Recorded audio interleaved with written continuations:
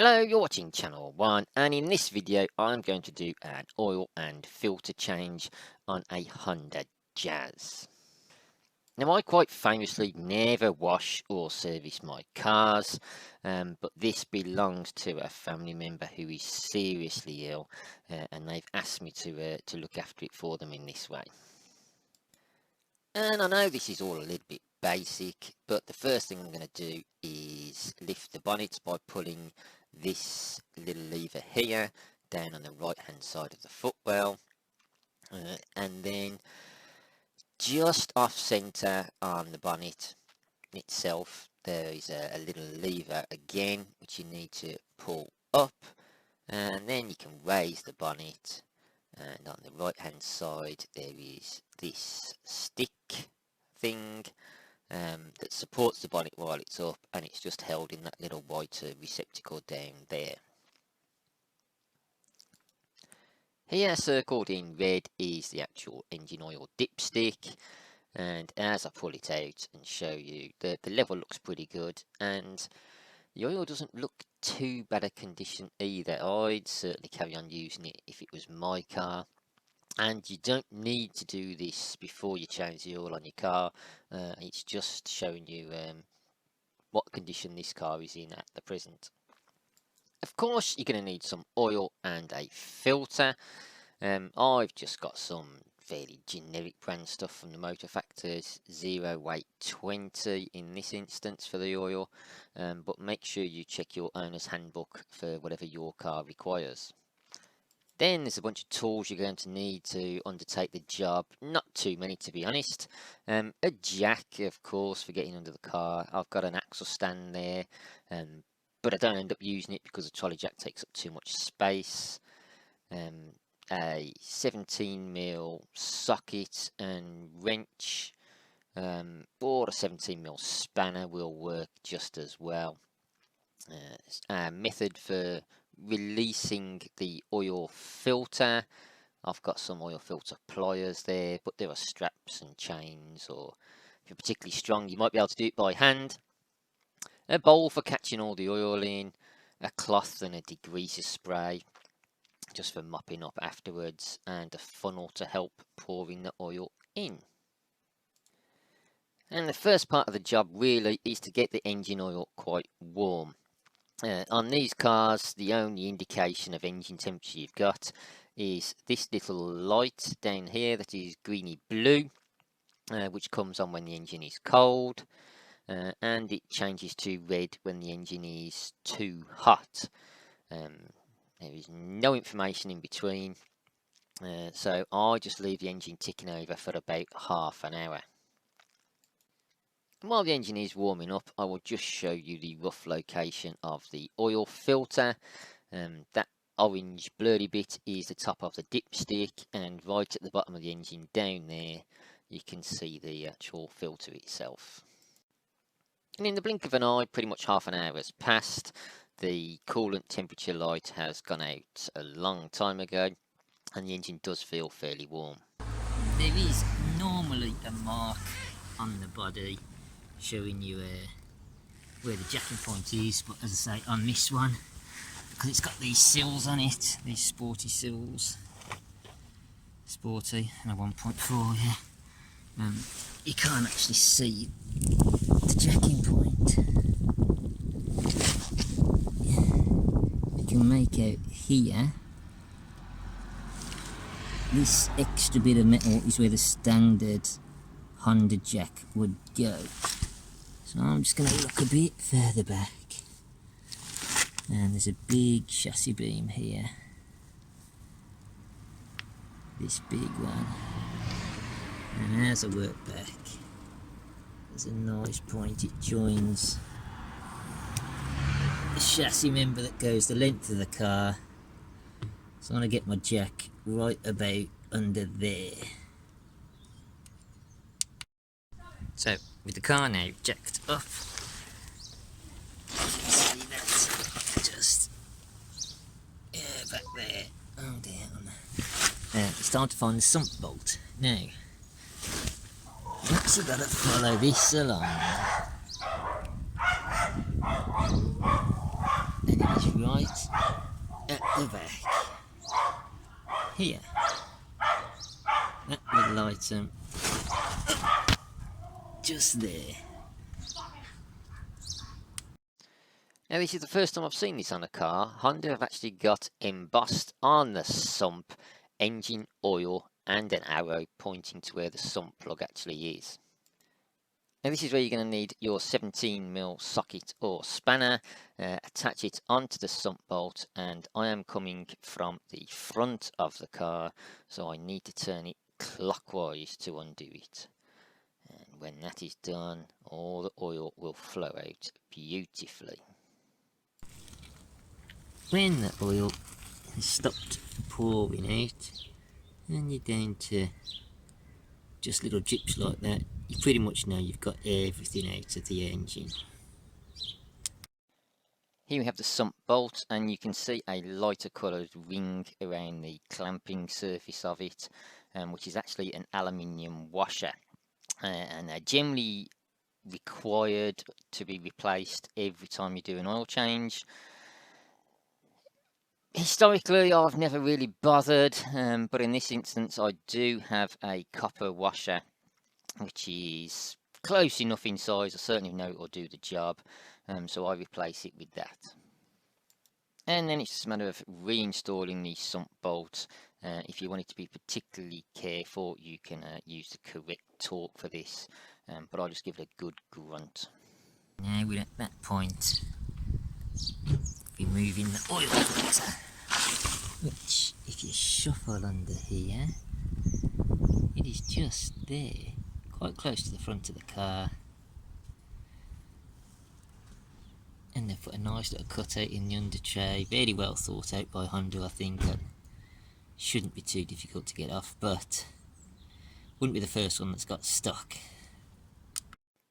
Now you need to find your tool for removing the oil filter wrench. I have these oil filter pliers. Locate them firmly on the oil filter and turn it counterclockwise if looking from the front of the car. Make sure you've got your bowl underneath it ready to catch the amount of oil that leaks out. And once removed, here I have a rather dirty oil filter, and the mating point on the engine is equally dirty, so this is where my degreaser and cloth come in handy just to clean that area up. And here is the oil drained out of the car, which looks a little bit worse than I thought it would be looking at the dipstick. At this point, it's always a good idea to fill your new oil filter with some oil, and this is going to be like water with the fluid weight of it.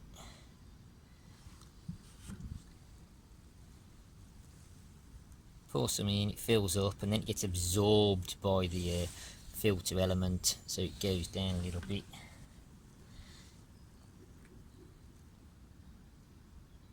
Hasn't got to be full right to the brim. You just don't want the engine to be starting and having a period where it doesn't have oil going around it.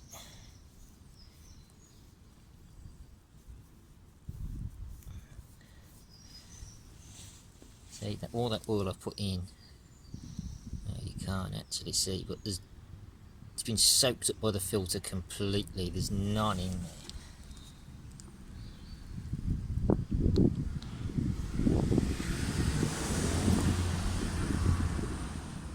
And I will just keep putting some in.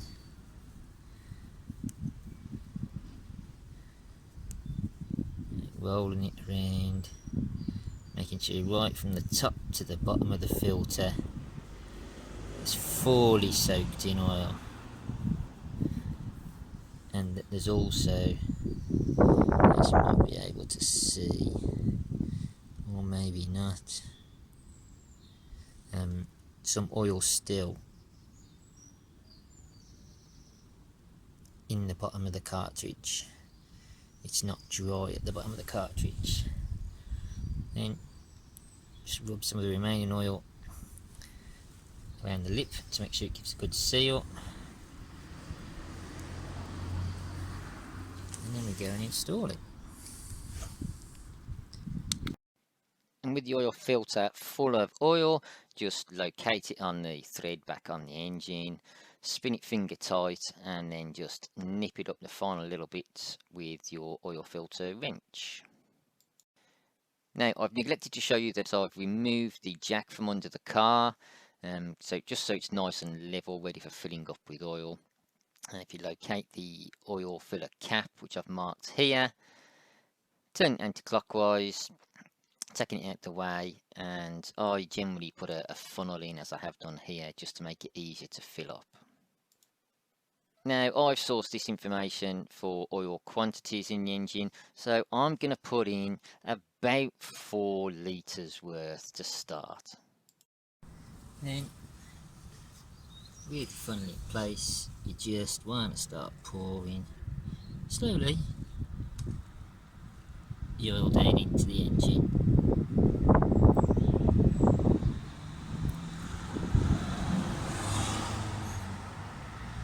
Takes, I think it's 3.7, 3.8 litres for a service fill, next a couple of 100 millilitres in the oil filter. I'll put a page up with what it's supposed to take here as well. It's always best with every car to check your manual. This oil is like water, it's such a thin weight of oil.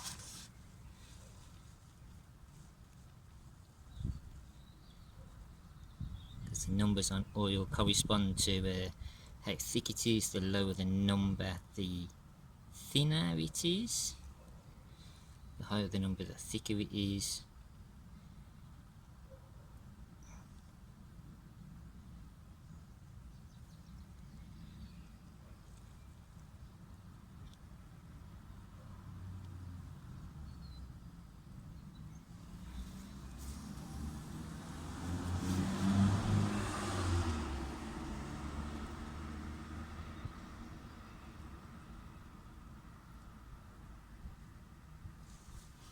Just going to keep going till I'm about there.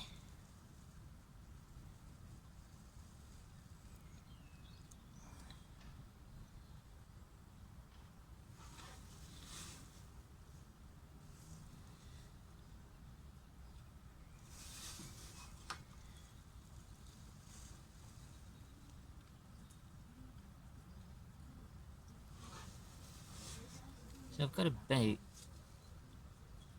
3.5 litres in there now. Hello, you okay, are you? You right?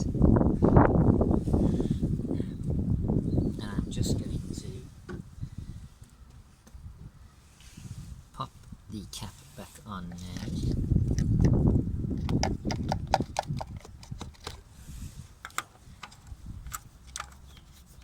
Start it up.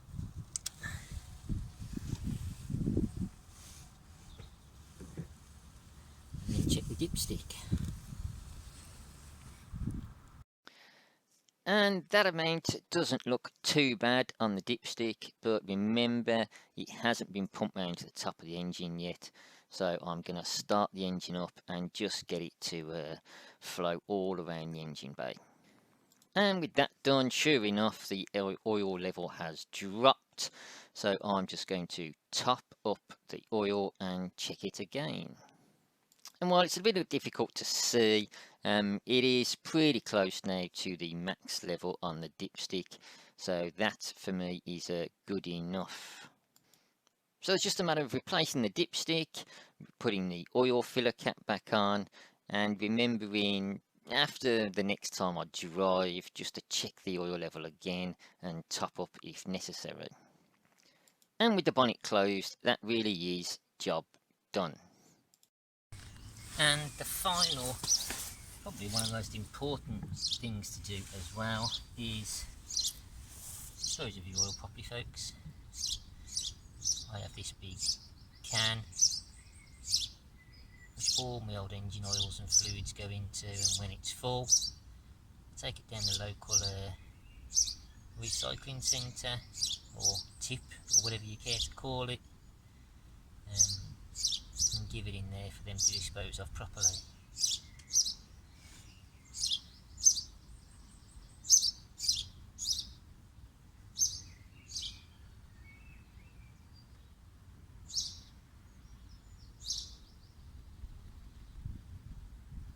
I just thought 4 litres of oil looked so much.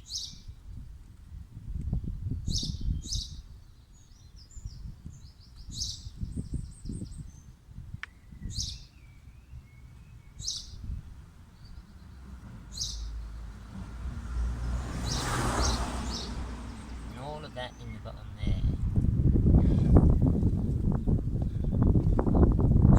just shows how thick and gloopy the oil that was in the engine actually was.